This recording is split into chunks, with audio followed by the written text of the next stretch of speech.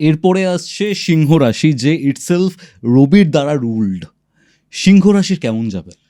দেখো, আমাদের একটা ভুল ধারণা আছে যে রবির বছর আর রবির রাশিকে আমরা খুব ভালো দেবো, তা নয়। কারণ ফ্যামিলির লোক অনেক সময় কি হয়, আমাদের একটু বিট্রে করতে পারে। তো রবি এবছর কিন্তু সিংহ রাশির সাথে একটু বিট্রে করতে পারে, গাদ্দারি করতে পারে। কেন? তার কারণ দেখো, সিংহ রাশির জার্নিটা খুব ইজি না 2026-এর, বিকজ শনি বসে রয়েছে অষ্টমভাবে। শনি কে? শনি তোমার ষষ্ঠপতি, শনি তোমার সপ্তমপতি। কোথায় গেছে? অষ্টমে।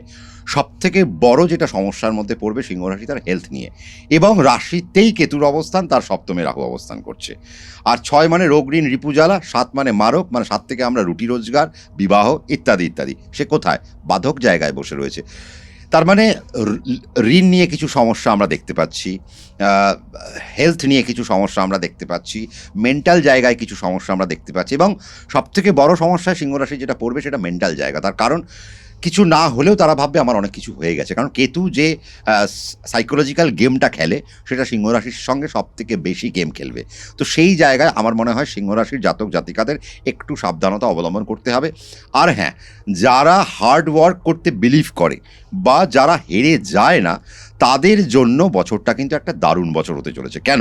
তার কারণ শনি তাকেই দেবে যখন সে দেখবে যে না, এ তো বেশ ডেডিকেটেডলি কাজ করছে, বারবার পড়ছে, কিং সলোমনের মতো আর কি, বারবার পড়ছে বাট তবু হারছে না। তার মানে আমি ভাঙবো তবু মচকাবো না, এই নীতি যদি হয়, তাহলে সিংহরাশির জাতক জাতিকারা 2026-এর শেষে একটু গেইন করবে। বাট যারা হেরে যাবে, তাদের জন্য বছরটা কিন্তু ডিজাস্টার হয়ে যেতে পারে।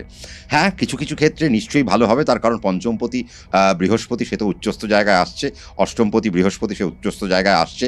তার মানে যারা ডেডিকেটেডলি কাজ করবে, তারা ফিনান্সিয়ালি গেইন করবে, তারা বাড়ি গাড়ি করবে, তাদের ইনভেস্টমেন্ট বাড়বে, নতুন সুযোগ কিছু আসবে। বাট শনি বাধা দেবেই। শনি বাধা দিতে দিতে দিতে দেখো 8th হাউসে শনি।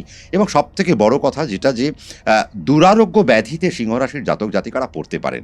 পেটের জায়গা থেকে মারাত্মক সমস্যায় পড়তে পারেন, লিভার ওরিয়েন্টেড জায়গা থেকে, কিডনির জায়গা থেকে মারাত্মক সমস্যায় পড়তে পারেন। কর্কট রোগ থেকে তাদের কিন্তু একটা সমস্যা থাকতে পারে। ক্যান্সার। হ্যাঁ, কর্কট রোগ থেকে তাদের একটা সমস্যা থাকতে পারে। তো সেই জায়গায় আমার মনে হয় সিংহরাশিকে একটু সাবধানতা অবলম্বন করতে হবে। যারা 50 ঊর্ধ্ব মা মাসিমা বা বয়স্ক মানুষরা যারা রয়েছেন, তাদের ক্ষেত্রে হাড়ের সমস্যা একটু বাড়তে চলেছে। তো এই জায়গাগুলো একটু দেখে নিতে হবে। সি ফুড খাওয়ার প্রতি তাদের, বা একটু মাছ খাওয়ার প্রতি তাদের একটু ন্যাক বাড়াতে হবে। মিট একটু কমাতে হবে। যদি মিট কমায় তাহলে খুব ভালো হয়। অ্যালকোহল থেকে দূরে যেতে হবে, তার কারণ শনি অষ্টমে বসে রয়েছে। অ্যালকোহল যদি খায়, তাহলে সিংহরাশি জাতক জাতিকাদের সমস্যার মধ্যে অল্প বিস্তর পড়তে হবে। যারা অ্যাডমিনিস্ট্রেটিভ ডিপার্টমেন্টে যুক্ত রয়েছেন, তাদের জন্য বছরটা একটু হলেও সমস্যার বছর হতে পারে। বা যারা ব্যাংকের হয়তো প্রফেশনারি জায়গায় রয়েছে, বা হয়তো লোন ডিপার্টমেন্টে যারা কাজ করছে, যাদের টার্গেট আছে, টার্গেট ওরিয়েন্টেড জায়গায় সিংহরাশি জাতক জাতিকাদের অ্যাচিভ করতে একটু সমস্যা হবে। বাট হ্যাঁ, যারা টেকনিক্যাল গ্রাউন্ডে রয়েছেন, তাদের জন্য বছরটা একটা রিমার্কেবল বছর।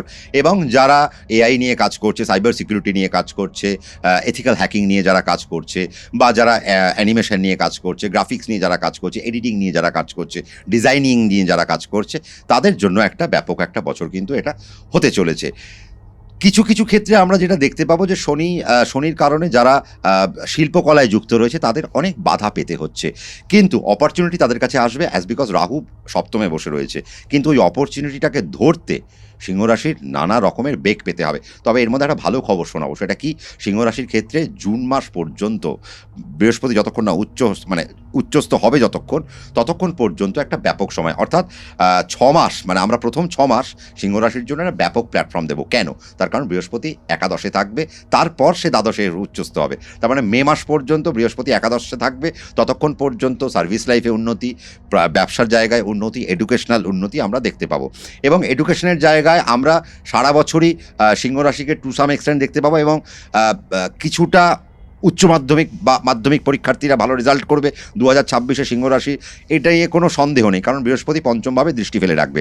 যারা পোস্টডক, রিসার্চ ইত্যাদি নিয়ে যারা ভাবছে, তাদের জন্য সময়টা বেস্ট হতে পারে কখন? যখন বৃহস্পতি কানেক্ট করবে কর্কট রাশি, তার মানে জুন মাস থেকে। তো এই একটা প্যারামিটার আমি দেখতে পাচ্ছি। বাট বৃহস্পতি যতক্ষণ একাদশে বসে থাকবে, পঞ্চমে দৃষ্টি দেবে, ততক্ষণ পর্যন্ত কিছু নতুন একটা জায়গা জেনারেট করবে, বা নতুন কিছু জিনিস ক্রিয়েট করবে সিংহরাশির জাতক জাতিকাদের জন্য, সেটা বলাই বাহুল্য।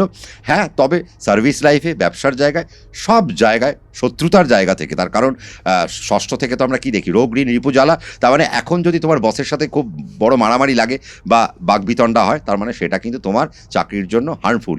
এবং সিংহ রাশির কিছু কিছু ক্ষেত্রে যারা মাল্টিন্যাশনাল কোম্পানিতে জড়িত রয়েছে, তাদের ক্ষেত্রে চাকরি চলে যাওয়ার কিছু বাজে খবর আমরা শুনতে পারি। সেই রকম কিছু জায়গা কিন্তু আমরা সিংহ রাশির জন্য দেখতে পাচ্ছি। তো সিংহ রাশির জন্য 2026 ভীষণ চ্যালেঞ্জিং। ইনভেস্টমেন্ট ডেফিনেটলি হবে, ইনভেস্টমেন্ট করবেন, বাট ষষ্ঠপতি অষ্টমে বসে রয়েছে। লোন নিয়ে যদি করতে হয়, কতক্ষণ কিভাবে লোনটা নিয়ে আপনি ইনভেস্ট করবেন তার জায়গায় আপনাকে সাবধানতা অবলম্বন করতে হবে। আর আমার মনে হয় বৃহস্পতি যতক্ষণ একাদশে বসে রয়েছে ততক্ষণ পর্যন্ত প্রমোশনগুলো নিয়ে যান। বৃহস্পতি যেই দ্বাদশে আসবে, তারপর যখন ষষ্ঠে দৃষ্টি দেবে, তখন বিদেশ যাত্রার প্ল্যানিং করুন, তখন আর প্রমোশন না নেওয়ার কোনো প্রয়োজন নেই। আর লোন বেশি বাড়ানোর দরকার নেই, তার কারণ বৃহস্পতি উচ্চস্থ থাকাকালীন লোন নিয়ে অনেক কিছু করার একটা মানসিকতা থাকবে, কিন্তু বৃহস্পতি 1 বছর থাকবে, তারপর যখন চলে আসবে 2027-এ কিন্তু প্রবলেমে পড়তে হবে। তো কাজেই 2026-এর জুন থেকে নিয়ে ডিসেম্বর পর্যন্ত যদি লোন নিতে হয়, অ্যাকর্ডিং টু চার্ট, আপনার চার্টে যদি ভালো দশা, অন্তর্দশা, প্রত্যন্তদশা, সূক্ষ্মদশা, প্রাণদশা চলে, তাহলে আপনি লোন নিয়ে কাজ করুন। আর যদি মনে হয় যে না, সাপোর্টিভ কোনো দশা নেই, তাহলে আপনার লোন থেকে দূরে চলে যাওয়া উচিত।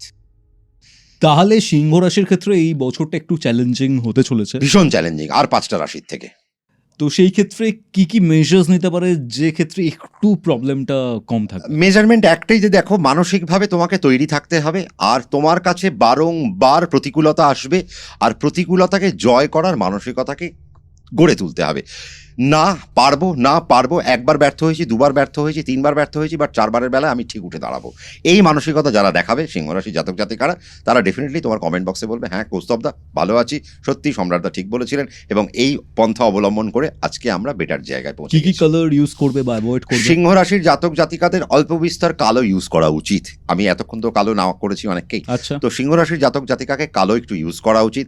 তার সাথে পিঙ্ক, অরেঞ্জ এবং সাদা তাদের একটু বেশি করে ইউজ করা উচিত। বৃহস্পতি যখন উচ্চস্থ হয়ে যাবে, তারপর থেকে ইয়েলো কালারের প্রতি একটু ন্যাক দেওয়া উচিত।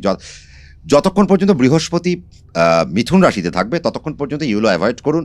মিথুন রাশি থেকে সে যখনই কর্কট রাশিতে চলে আসবে, তারপর ইয়েলোর ব্যবহার বেশি করতে পারে তারা, মানে জুনের পর থেকে, মানে মে মাসের পর থেকে, জুন থেকে তারা আরম্ভ করতে পারে, তাতে কোনো সমস্যার কিন্তু কিছু নেই। হ্যাঁ, তবে সিংহ রাশির মতো যারা তোমার মতো পডকাস্টার বা সোশ্যাল মিডিয়াতে যারা রয়েছেন, তাদের জন্য ব্যাপক একটা সময়, যারা ট্যুরিজমে রয়েছেন তাদের জন্য ব্যাপক একটা সময়, আর বাকি যারা টেকনিক্যাল গ্রাউন্ডে রয়েছেন, যারা রেলওয়েজে রয়েছেন, বা সিংহ রাশির জাতক জাতিকাদের জন্য এবছর রেলওয়েজে চাকরি পাওয়ার একটা সুযোগ কিন্তু থাকলো, যদি তার কোনো অপরচুনিটি আসে তো।